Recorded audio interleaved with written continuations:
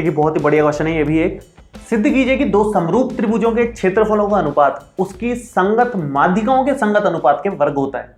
हमें अभी तक तो ये पता था कि दो समरूप त्रिभुज हैं तो उसके क्षेत्रफलों का अनुपात उसके संगत भुजाओं के वर्गों के अनुपात के बराबर होता है। अब ये कह रहा है कि उसकी माध्यिकाओं के अनुपात के भी बराबर हो, ये भी साबित करना है। देखिए शुरू करते हैं। सबसे पहले तो मैं डायग्राम बना देता हूं। तो ये एक त्रिभुज है ABC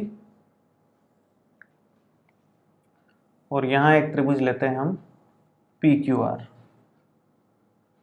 इसकी माध्यिका यहां से जाएगी तो ये हो गई इसकी माध्यिका, ऐसे इसकी माध्यिका यहां से जाएगी तो ये हो गई इसकी माध्यिका। ये हो गया ABC PQR, ये हम MN ले लेते हैं, ठीक है। अब हमें क्या क्या दिया हुआ है पहले तो ये लिख लें हम लोग। दिया है, क्या क्या दिया है भाई? दिया है कि त्रिभुज ABC जो है वो समरूप है त्रिभुज PQR के। अब इसकी मदद से बहुत सारी चीजें निकल सकती है, संगत कोण बराबर होंगे, संगत भुजाएं बराबर होंगे, का अनुपात बराबर होगा, वो सब हम आगे लिख लेंगे, अभी केवल इतना ही लिख रहा हूं। उसके बाद सिद्ध करना है, क्या सिद्ध करना है भाई? सिद्ध करना है कि एरिया ऑफ ट्राइंगल ABC, मतलब त्रिभुज ABC का क्षेत्रफल बटे त्रिभुज PQR का क्षेत्रफल, एरिया ऑफ ट्राइंगल PQR बराबर होगा AM बटे PN, संगत माध्यिकाएं AM बटे PN के वर्ग के। ये हमें सिद्ध करना है, ये हमें साबित करना है, ठीक है। तो अब देखो दोनों त्रिभुजों को समरूप तो दे रखा है हमारे को, माध्यिकाओं का अनुपात हमें लेके आना है। तो कैसे लाएं माध्यिकाएं? आप नोटिस करोगे कि इस वाले त्रिभुज में और इस वाले त्रिभुज में एक एक भुजा बन के आ रही है, मतलब इस त्रिभुज की भुजा है ये AM और इस वाले त्रिभुज की भुजा है PN। जरूरी नहीं है कि आप इस तरफ के दो त्रिभुज लो, आप राइट साइड के मतलब इस तरफ के दो त्रिभुज भी ले सकते हो, आपकी चॉइस है वो। अगर मैं इन दोनों त्रिभुजों को समरूप साबित कर देता हूं तो उससे AM बटे PN बराबर हो जाएगा AB बटे PQ के, और उससे फिर ये सारा का सारा आराम से सॉल्व हो जाएगा। क्योंकि समांतर है तो हम ये भी कह सकते हैं कि इनका एरिया जो है AB बटे PQ के बराबर है, और AB बटे PQ अपने आप भी बराबर हो जाएगा AM बटे PN के, अगर हम इन दोनों त्रिभुजों को समरूप साबित कर देते हैं तो सारा खेल क्या है? इन छोटे त्रिभुजों को समरूप साबित करने का सारा खेल है यहां पर। तो वो कैसे करेंगे ध्यान से देखेंगे हम। देखो सबसे पहली बात तो बड़े त्रिभुज समरूप है, बड़े त्रिभुज समरूप है इसका मतलब इसका इसके साथ अनुपात और इस वाली भुजा का, ये पूरी भुजा का BC की बात कर रहा हूं, वो इसके साथ अनुपात बराबर ही है। तीसरी वाली साइड का कोई रोल नहीं है इसलिए मैं उसको लेऊंगा ही नहीं, और मैं लेऊंगा कोण B जो है, संगत कोण भी बराबर होंगे, संगत कोण Q के बराबर होगा, इतना ले लेंगे उतना काफी रहेगा। तो यहां पर लिखते हैं, देखो ध्यान से, यहां से शुरू करता हूं मैं काम, अगर कम पड़ेगी जगह तो इधर कर लेंगे बाद में। आप लिखोगे कि त्रिभुज ABC समरूप है त्रिभुज PQR के, इसलिए संगत कोण समान तथा भुजाएं समानुपाती होंगी।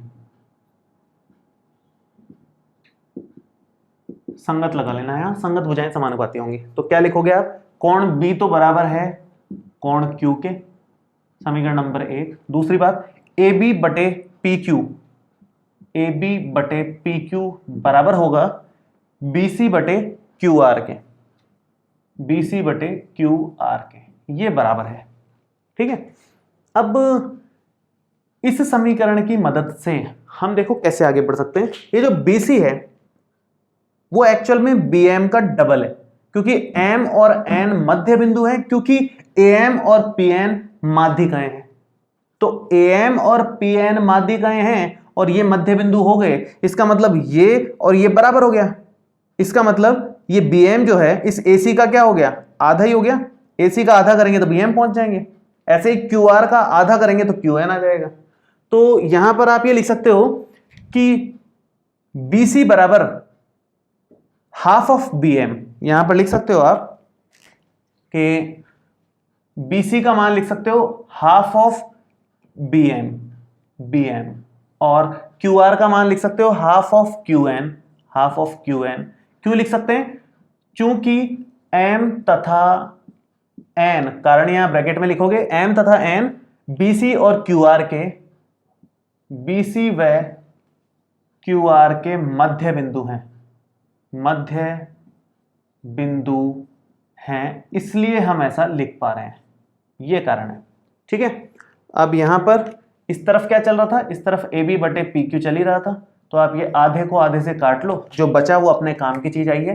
क्या बचा है, ए बी बटे पी क्यू बराबर आ गया बी एम बटे क्यू एन के। ध्यान से देखें, ए बी बटे पी क्यू बराबर आ गया बी एम बटे क्यू एन के, तो दो भुजाएं तो समानुपाती आई गई हैं, साथ में कोण भी बराबर कोण क्यों है, तो भुजा कोण भुजा समरूपता से दोनों त्रिभुज समरूप हो गए। आप इसको समीकरण नंबर 2 दो, तो आप लिखोगे अतः भुजा कोण भुजा, दो भुजाएं और उसका बीच का कोण बराबर है, तो भुजा कोण भुजा समरूपता से आप ये कह सकते हो कि त्रिभुज ए बी एम समरूप है त्रिभुज पी क्यू एन के, ये हमने साबित कर दिया। और अगर ये दो त्रिभुज समरूप हैं, अतः संगत भुजाएं समानुपाती होंगी, संगत भुजाएं समानुपाती होंगी, तो आप लिख सकते हो कि ए बी बटे पी क्यू बराबर होगा किसके, ए एम बटे पी एन के, और वो बराबर होगा किसके, तीसरी भुजा बी एम बटे क्यू एन के, हालांकि उसकी जरूरत नहीं है इसलिए मैं लिख नहीं रहा हूं उसको। ठीक है, ये समीकरण नंबर 3 हो गई, और ये बहुत ही काम की समीकरण आई है आगे के लिए, अब इसकी मदद से सॉल्व हो जाएगा आगे का काम। हमें क्या साबित करना है, हमें ये साबित करना है, और ये लाने के लिए मैं क्षेत्रफल वाली प्रमेय लगा रहा हूं, आपकी क्षेत्रफल प्रमेय लगा रहा हूं। क्षेत्रफल प्रमेय क्या कहती है, मैं यहां लाइन डाल देता हूं, उसके आगे का काम ऐसा करते हैं, इधर ही कर लेते हैं, फिलहाल बचा हुआ इधर कर लेंगे। तो आप लिखोगे चूंकि त्रिभुज ए बी सी समरूप है त्रिभुज पी क्यू आर के, अतः area of triangle A B C divided by area of triangle P Q R बराबर होगा संगत भुजाओं के अनुपात के वर्ग के बराबर। संगत भुजाएं इसकी ले लो आप ए बी और इसकी ले लो पी क्यू, तो ए बी बटे पी क्यू का वर्ग, और भी बहुत सारी आएंगे लेकिन इतने से काम चल जाएगा अपना, इतने से काम चल जाएगा। समीकरण 3 से ए बी बटे पी क्यू का मान यहां पर रख रहा हूं मैं समीकरण 4 में, तो आप यहां पर लिखोगे समीकरण 3 से मान 4 में रखने पर क्या बनेगा जरा देखें, यह बनेगा त्रिभुज एबीसी का क्षेत्रफल और बटे त्रिभुज पी क्यू आर का क्षेत्रफल, ये आ जाएगा ए बी बटे पी क्यू की जगह आप रख दोगे ए एम बटे पी एन, तो ए एम बटे पी एन का वर्ग, और यही हमारे को साबित करना था।